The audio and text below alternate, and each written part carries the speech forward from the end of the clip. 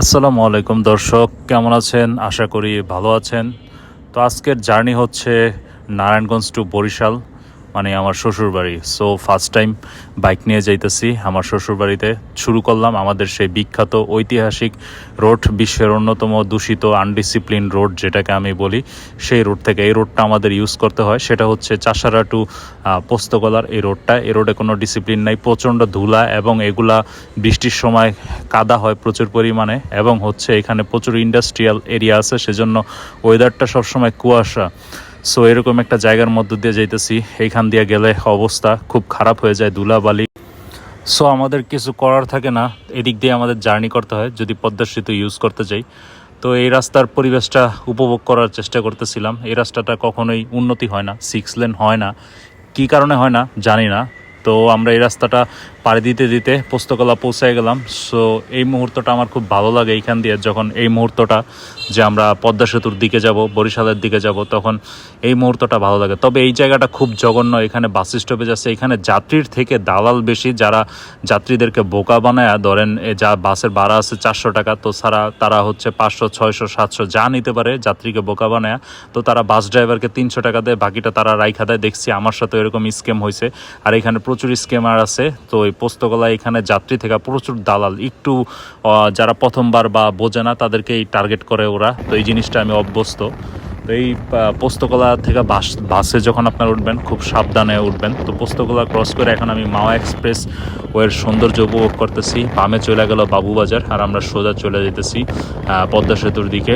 তো পদ্মা সেতুর যে মাওয়া এক্সপ্রেসওয়েটা, এটা খুব সুন্দর, নিট অ্যান্ড ক্লিন। এখানে আপনি খুব সুন্দরভাবে বাইক রাইড করতে পারবেন নিশ্চিন্তে। যদি আপনি 80 কিলোমিটার মেনটেন করেন, আল্লাহর রহমতে আপনার দুর্ঘটনা হওয়ার সম্ভাবনা খুবই কম। আপনি রিল্যাক্সে রাইড করতে পারবেন এইখানে। তারপর যখন আপনি 80 কিলোমিটারের উপরে যাবেন তখন সমস্যা হবে। বলতে বলতে আমরা আমাদের যেই যাত্রার প্রথম যাত্রা বিরতি না, এটা হচ্ছে টোল প্লাজা। এটা, আর এই এক্সপ্রেসওয়ের নাম হচ্ছে জাতির পিতা হজরত ইব্রাহিম আলাইহিস সালাম এক্সপ্রেসওয়ে। সো এই এক্সপ্রেসওয়ে দিয়ে আমরা প্রথম টোল দিতে যেতেছি। এটা হচ্ছে বাইক লেন, বাইকের টোল নেয় এখান দিয়া এই জায়গায়। তো আমরা আমাদের টোল দেওয়ার জন্য সামনের দিকে আগা যেতেছি। আর হচ্ছে এই জাতির পিতা হজরত ইব্রাহিম আলাইহিস সালাম এক্সপ্রেসওয়ে দিয়ে আমরা চলছি। সেটা হচ্ছে আমাদের গন্তব্য বরিশালের দিকে। এইখানে খুব নিখুঁত স্মুথলি চালানো যায়। আমাদের ওয়েদারটা না, ওয়েদারের কথা তো বলতে ভুলেই গেছিলাম। ওয়েদারটা ছিল চমৎকার একটা ওয়েদার। ওই দিনের ওয়েদারটা মানে এতটা সুন্দর ছিল বন্ধুরা, ঝিরিঝিরি বৃষ্টি পড়তে নেয় বা পড়ে না, এরকম একটা মুহূর্ত। আমাকে দেখেন স্কুটি একটা ওভারটেক করতে চাইতেছে, আমি কোনো রিস্ক নিতেছি না, কারণ হচ্ছে আমরা যেহেতু দূরে যাব, আবার অত বেশি দূরে না, সেজন্য 70-80 এরকম একটা স্পিড মেনটেন করতেছি। আর ওই লোক আমার আগে যেতেছে, যদিও ওনাকে সামনে গিয়ে আমি ওভারটেক করে ফেলছি। তো এরকম একটা মুহূর্ত। আমরা আস্তে আস্তে এখন পদ্মা সেতুর টোল দিয়া পদ্মা সেতুতে উঠতে যাইতেছি।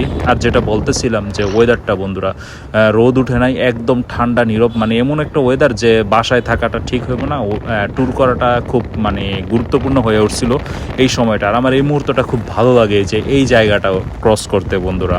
ভিউটা অসাধারণ, আকাশটা খুব সুন্দর, আর মেঘলা ছিল, আবার মাঝে মাঝে ঝিরিঝিরি ছিটা বৃষ্টি আসতে নয়, এরকম একটা মুহূর্তের মধ্য দিয়ে আমরা ট্যুর করতেছিলাম। সো আবহাওয়াটা 100তে 100 ছিল। এরকম আবহাওয়ার ট্যুর মিস করাটা হচ্ছে একটা বোকামি ছাড়া আর কিছুই না। সো আমরা বলতে বলতে পদ্মা সেতুতে উঠে গেছিলাম। যদিও পদ্মা সেতুর হচ্ছে আপনার স্পিড লিমিট হচ্ছে 80, কিন্তু এখানে যখন আমি 60-এর উঠাই, দেখি বাতাসে এত পরিমাণ একটা ধাক্কা দেয়, তো মানে বিপজ্জনক হয়ে গেছিলো। তখন আস্তে আস্তে চিন্তা করলাম যে না, 40-50-এ আস্তে আস্তে পদ্মা সেতুটা পার হয়। যেই 60-এর উপর উঠতে নিয়ে দেখি যে একটা ধাক্কা দেয়, সো চিন্তা করলাম যে না, রিস্ক নেওয়া যাবে না। সো এই জন্য আস্তে আস্তে পদ্মা সেতুটা পার হইলাম। আর পদ্মা সেতুর নামার এই মুহূর্তটা খুব চমৎকার লাগে, ভিউটাও অসাধারণ। আর হচ্ছে যেহেতু বর্ষাকালের শেষের দিকে, তো বর্ষার কারণে প্রকৃতিগুলো একদম সর্বোচ্চ সবুজ হয়ে আছে। সো দেখতেও ভালো লাগে এবং গ্রিনারি, পরিবেশটাও খুব সুন্দর। তো আমরা পদ্মা সেতুটা ক্রস করলাম। এখন আবার ওই পাশে যে জাতির পিতা হজরত ইব্রাহিম আলাইহিস সালাম এক্সপ্রেস হয়ে ধরে আমরা এখন ভাঙার দিকে যাচ্ছি। যেহেতু আমরা ভাঙা হইয়া রাজৌর দিয়া ওইখান দিয়ে ঢুকে যাবো কোটোয়ালি পাড়া হইয়া, তারপরে আমরা আমার যেই শ্বশুরবাড়ি উজিরপুর সাতলা হয়ে তারপরে হারতাতে পৌঁছাবো। তো এটাই হচ্ছে আমার রুট প্ল্যান। এই জায়গাটাও আমার খুব ভালো লাগে ক্রস করতে। আর এই পাশের ভিউটা, পদ্মা সেতু পার হয়ে ওই পাশের যে ভিউটা, সেটা আরও সুন্দর এই পাশ থেকে, পদ্মা সেতুর এই পার থেকে। আর ওই পাশের রোডটাও খুব সুন্দর এই পাশ থেকে, কারণ হচ্ছে এই পাশে আপনার একটু ডান বাম করতে হয়, আর ওই পাশে হচ্ছে 1 সোজা স্ট্রেট যাইতে থাকে।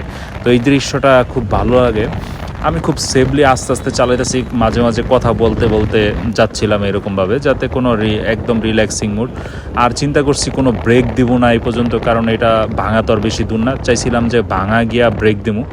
সো আমার যে পার্টনার, আমার ওয়াইফ, তো উনি বলতেছে যে ভাঙাতে ব্রেক দরকার নাই, পরে ব্রেক দিব না। তো পরে লাস্টে গিয়া ব্রেক দিছি হচ্ছে কোটালীপাড়ার কাছাকাছি এসে। ব্রেক তেমন একটা দরকার পড়ে না, যেহেতু জার্নি হচ্ছে আপনার 160 কিলোমিটার জার্নি, ওরকম ব্রেক দরকার পড়ে না। রাস্তাও খুব স্মুথ। আর আমি হচ্ছে এক্সপ্রেসওয়েটা, ভাঙা এক্সপ্রেসওয়ে পর্যন্ত তো খুব সেফ অ্যান্ড এটা হচ্ছে পরিকল্পিত, খুব সুন্দর।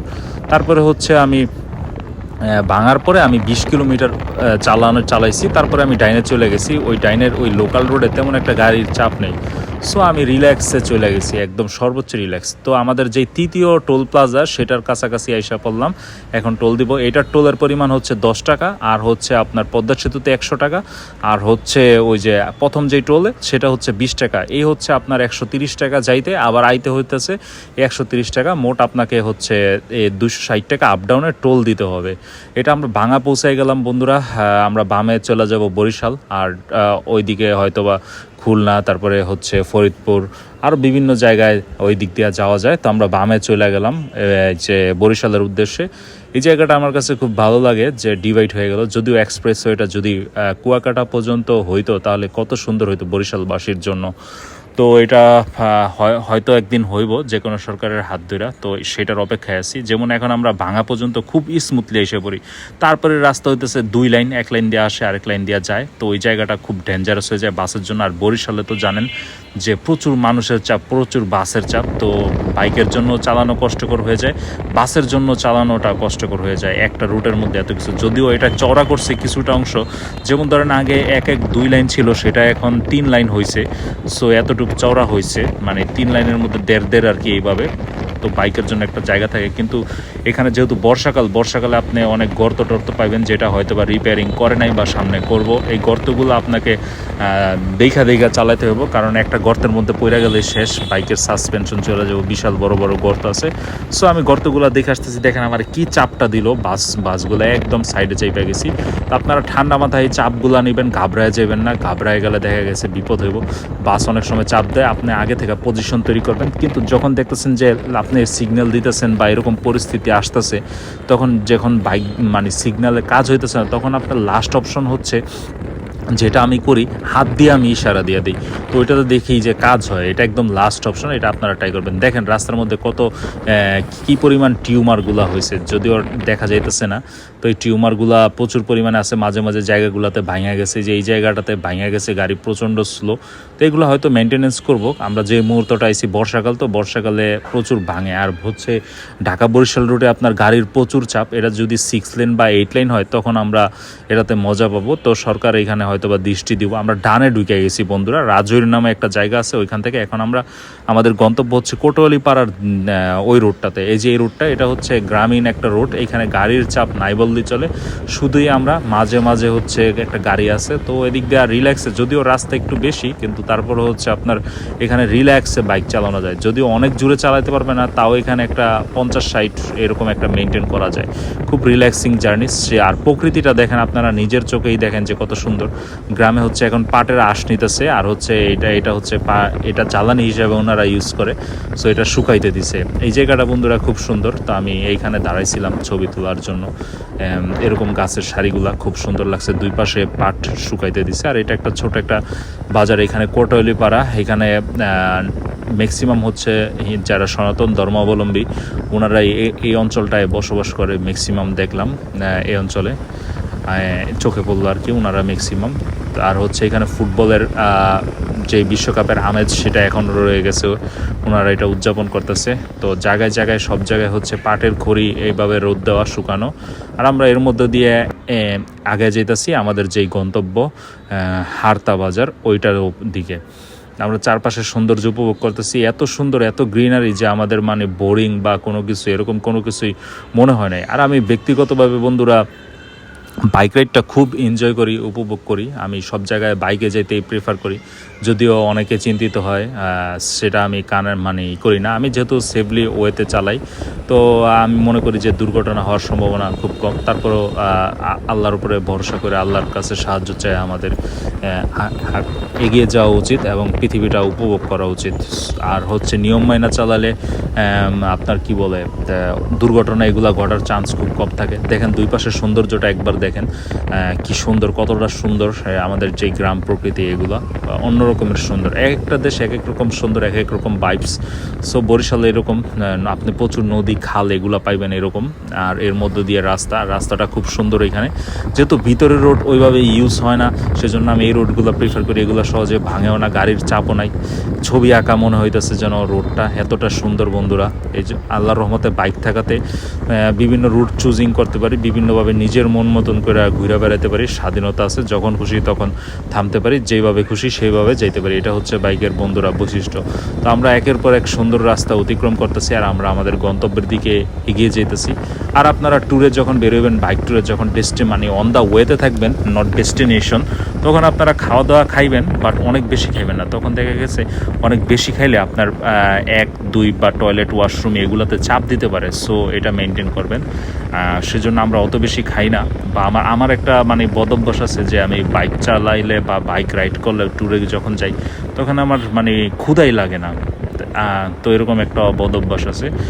পরে খায়া নেই, কিন্তু একটু ক্ষুধা কম লাগে। আমরা প্রকৃতিটা উপভোগ করতেছি, উপভোগ করতে করতে আমরা আমাদের গন্তব্যের দিকে চলে যেতেছি। আর দেখেন গ্রামীণ প্রকৃতি, গ্রামীণ যেই সৌন্দর্যটা, সেটা আমরা এখন আমরা কোটালীপাড়ার খুব কাছাকাছি আছি, এরকম একটা জায়গা। এর মধ্যে দিয়ে আমরা এগিয়ে যেতেছি। মাঝে মাঝে আমরা ছবি তোলার জন্য এখানে দাঁড়াইছিলাম, যদিও এখানে মাঝে মাঝে বাজার টাজার আছে। আর হচ্ছে আপনার এখানকার অর্থনীতিটা মূলত হচ্ছে আপনার মাছের প্রচুর পরিমাণে ঘের আছে, তো মাছের ঘের, তারপরে হচ্ছে আপনার ব্রয়লার মুরগি উৎপাদন, এইগুলো প্রচুর চোখে পড়লো এই কোটালীপাড়া অঞ্চলটা। ওই যে আপনারা দেখেন, জাস্ট একটা ক্যামেরাতে দেখাইলাম, উপরে হচ্ছে ফার্মিং আর নিচে হচ্ছে যে মাছের ঘের।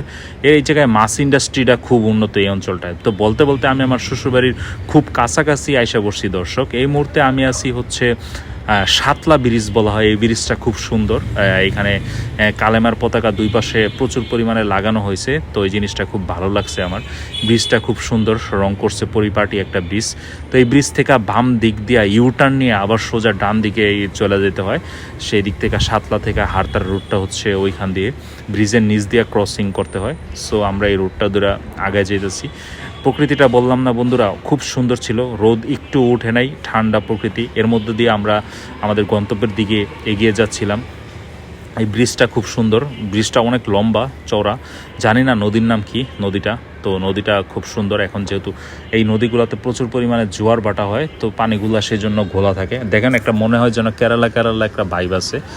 তার এখানে গাড়ির চাপও প্রচুর পরিমাণে কম। এখানে চটপটি ফুচকার দোকানও আছে, মানুষজন এসে চটপটি ফুচকা খায়, যে এখানে একটা বিনোদনের মাধ্যম হয়ে গেছে। বলতে বলতে আমি আমার শ্বশুরবাড়ির যে একদম লাস্ট মোমেন্টের রাস্তা, সেইখানে এসে পড়ছি। এই ব্রিজটা পার হইলেই হচ্ছে আমার শ্বশুরবাড়ি। তো চলে আসছি। একটা পিচ্ছি গোসল করতেছিল, লাভ দেওয়ার ভিডিওটা নিলাম, এই বলে আমি আমার ভিডিও শেষ করতেছি। ধন্যবাদ, ভালো থাকবেন সবাই।